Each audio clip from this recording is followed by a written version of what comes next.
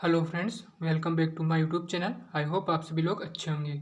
आज की हमारी क्लास रहने वाली है हिमालय का विस्तार, जिसकी मोस्ट इम्पोर्टेंट जो क्लास रहने वाली है। तो चलते हैं आज के हमारे पहले स्लाइड की ओर। तो हम क्लास को शुरू करते हैं। जो हमारा फर्स्ट जो मध्य हिमालय है, जिसे लघु हिमालय बोलते हैं, इसकी सामान्य परिचय एवं स्थिति के बारे में देखेंगे। इनके जो जो मध्य हिमालय, इसका अन्य नाम जो इसका अन्य नाम है, इसे मध्य हिमालय या लघु हिमालय या फिर हिमाचल हिमालय के नाम से जाना जाता है। और जो इसकी स्थिति है, यह किस श्रेणी में है? महान हिमालय और वृहद हिमालय के दक्षिण में समांतर फैली हुई है। नेक्स्ट में विस्तार एवं भौतिक माप। जो इसकी चौड़ाई है, इसकी चौड़ाई जो औसतन चौड़ाई है वह 50 किलोमीटर है, और जो इसकी औसतन ऊंचाई है वह 3700 से 4500 मीटर तक मिलती है। नेक्स्ट जो चलते हैं हमारे आगे, लघु हिमालय। यह लघु हिमालय में स्थित प्रमुख पर्वत श्रेणी है। पीर पंजाल श्रेणी, जम्मू कश्मीर यह इस श्रेणी की सबसे लंबी व प्रमुख श्रेणी है। जो लघु हिमालय की जो श्रेणी है वह पीर पंजाल है, और जो धौलाधर श्रेणी है वह हिमाचल प्रदेश में है, और जो मसूरी श्रेणी है उत्तराखंड में फैली हुई है। जो लघु हिमालय की जो श्रेणियाँ हैं वह उत्तराखंड में जो उसके नाम से जानते हैं, मसूरी श्रेणी के नाम से। और नाग टिब्बा श्रेणी उत्तराखंड और नेपाल में फैली हुई है। महाभारत श्रेणी नेपाल में है, और जो डोकिया श्रेणी है वो जो भूटान में फैली हुई है। आगे चलते हैं। नदियों द्वारा अप्रदन एवं घाटियों का निर्माण। लघु हिमालय वृहद हिमालय की तरह क्रमबद्ध न होकर बीच में से कटा फटा है। नेक्स्ट पॉइंट हमारा है, वृहद हिमालय से निकलने वाली नदियों ने इनका अत्यधिक अप्रदन किया है। नेक्स्ट पॉइंट हमारा है, इससे अप्रदन के कारण इसमें विभिन्न प्रसिद्ध घाटियों का निर्माण हुआ है। जो प्रमुख घाटियाँ हैं वह जो कश्मीर घाटी है वह पीर पंजाल रेंज में वृहद हिमालय में स्थित है, और इसमें से जो नदी निकलती है वह झेलम नदी है। कुल्लू घाटी पीर पंजाल श्रेणी में स्थित है, और जो धौलाधर श्रेणी है उसमें स्थित है, और इसके अंदर से व्यास नदी निकलती है। कांगड़ा घाटी धौलाधर श्रेणी से निकलती है, और यह वृहद हिमालय की श्रेणी है, और इसमें से भी व्यास नदी निकलती है।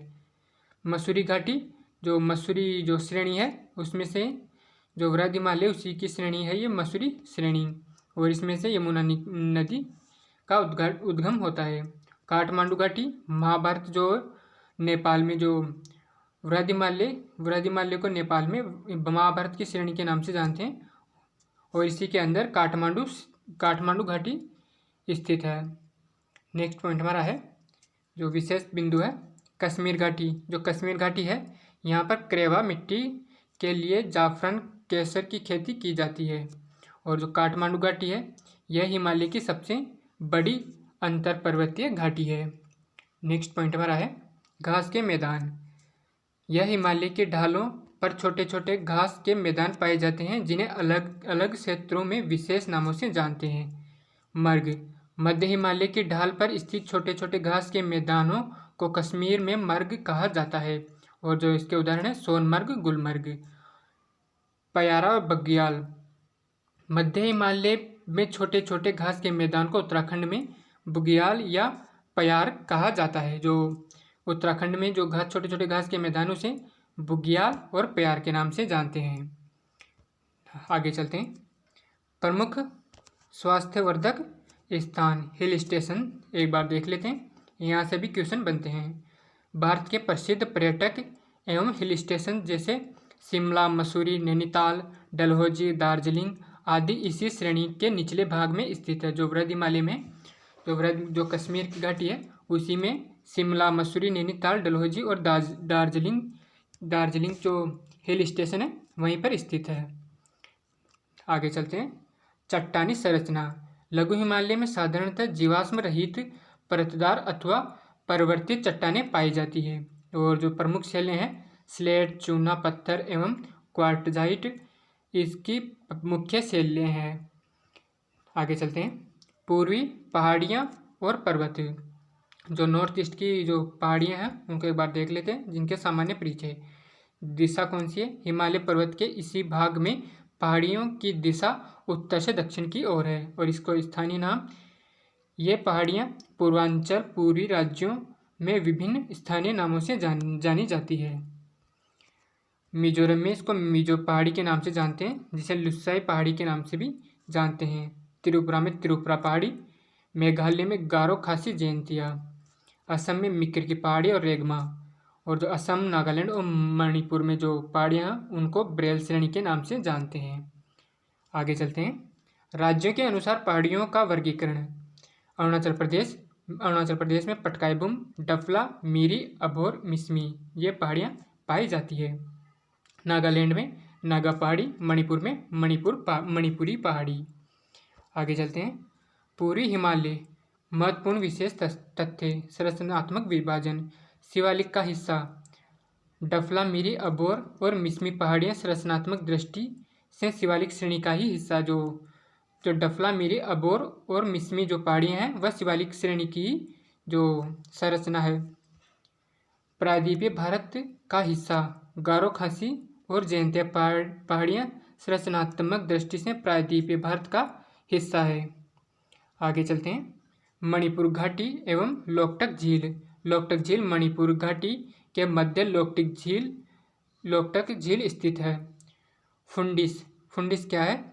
इस झील में छोटे छोटे तैरते हुए द्वीप पाए जाते हैं जिन्हें फुंडिस कहा जाता है। जो लोकटक झील में जो घास और मिट्टी से बने हुए जो द्वीप है उसे फुंडिस के नाम से जानते हैं। और जो सरोवरी बेसिन है, मणिपुर बेसिन एक सरोवरी बेसिन का प्रमुख उदाहरण है। आगे चलते हैं। मोलिसिस बेसिन। मिजोरम में पहाड़ियों के मध्य असंगठित एवं मुलायम मृदा से निर्मित मोलिसिस बेसिन स्थित है। आगे चलते हैं। हिमनदी एवं उनकी स्थिति। सियाचिन ग्लेशियर जो कहाँ पे स्थित है? काराकोरम श्रेणी में। बाइफो काराकोरम श्रेणी में। हिस्पर काराकोरम श्रेणी में जो लद्दाख में स्थित है। नेक्स्ट है बाल्टोरा श्रेणी। जो बाल्टोरा जो हिमनद है वह काराकोरम श्रेणी में स्थित है। बातुरा काराकोरम श्रेणी में। चोमोलुंगमा काराकोरम श्रेणी में। खुर्दोजिन काराकोरम श्रेणी में और रिमो काराकोरम श्रेणी में।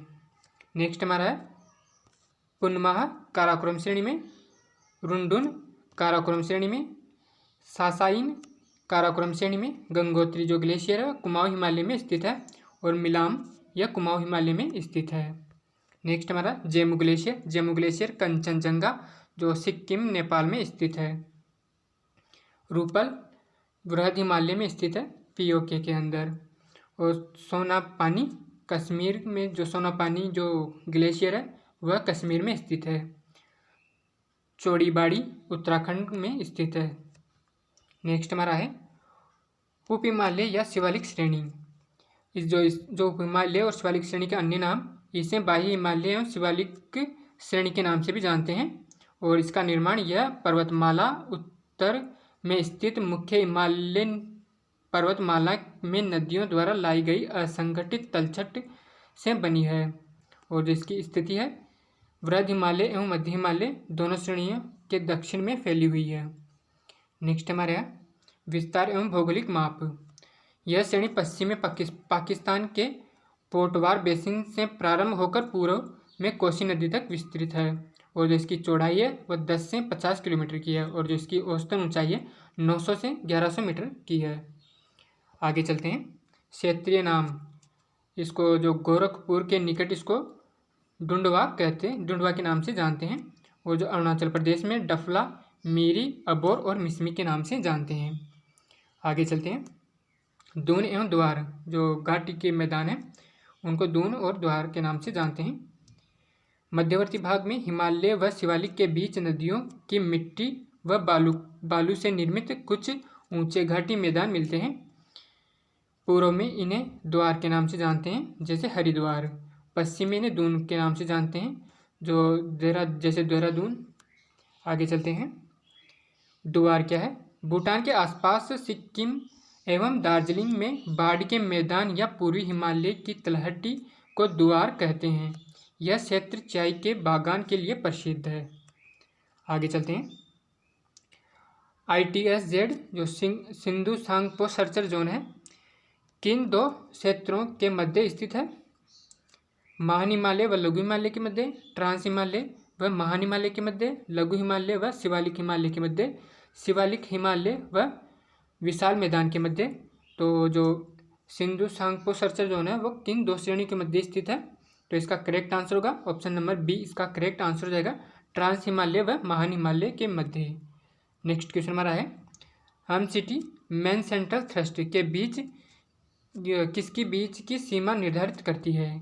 तो इसका आंसर होगा ऑप्शन नंबर सी, इसका करेक्ट आंसर हो जाएगा महान हिमालय व लघु हिमालय। नेक्स्ट क्वेश्चन हमारा है लघु हिमालय एवं शिवालिक हिमालय के मध्य कौन सा भ्रंश स्थित है? तो इसका आंसर होगा option number C, main boundary fault MBF। Next question हमारा है और ये हमारा आज का अंतिम प्रश्न है HFF हिमालयन फ्रंटल फॉल्ट की कोई स्थिति किन के मध्य है? तो इसका आंसर होगा ऑप्शन नंबर ए, इसका करेक्ट आंसर हो जाएगा शिवालिक हिमालय व भारत के विशाल मैदान के बीच में जो गैप है उसको हिमालयन फ्रंटल फॉल्ट के नाम से जानते हैं। और आज की क्लास को हम यहीं पर समाप्त करते हैं। आशा करता हूँ कि आपको ये छोटा सा वीडियो पसंद आया होगा। अगर आप चैनल पर नए हो तो प्लीज़ चैनल को सब्सक्राइब और बेल नोटिफिकेशन को ऑन कर लेना, जिससे आपको आने वाली वीडियो की नोटिफिकेशन मिलती रहे। और अपने दोस्तों के साथ शेयर करना ना भूलें। Thanks for watching.